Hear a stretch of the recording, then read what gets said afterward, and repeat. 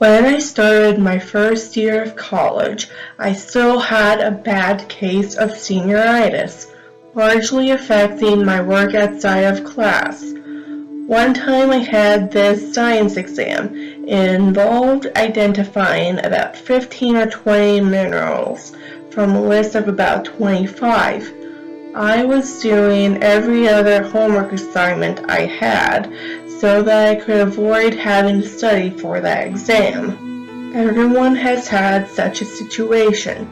Statistics show that the amount of people who chronically procrastinate affect college students more so than the general population.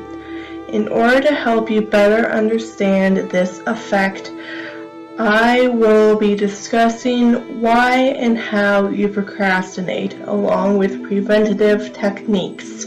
Starting off with why we procrastinate, one of the biggest issues we face is understanding the time commitment that we need to put into the project, since it is always tempting to put things off until later. After a few days of not working on a project, you realize that you have to pull it off at the last minute because it is due the next day. And when we start the project, we realize that it would take a lot longer to complete than anticipated. It then becomes tempting to skip going in the next day in order to get some extra time on the project, as we fear that turning in a last-minute assignment will poorly affect our reputation. This situation could have been prevented if we had understood the pitfalls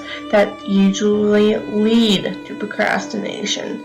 Some of the more common pitfalls include watching just one more episode of the latest hit TV drama, since we would be more willing to hunker down and work once we find out if Molly will live to see the next season. We would also be much more willing to put off that large project in order to do other non-critical work, such as cleaning our workstation or writing an alternate ending to our favorite cult classic movie. We are now going to transition into overcoming procrastination and becoming more productive. Breaking down the necessary steps for the project will help us focus on one section at a time and eliminate feeling overwhelmed. Telling close friends and family about these goals will force us to take responsibility for reaching these goals. Lastly, eliminate any procrastination pit stops at your disposal. Identify what takes away the most of your time and make sure it becomes harder for you to try and access these pit stops.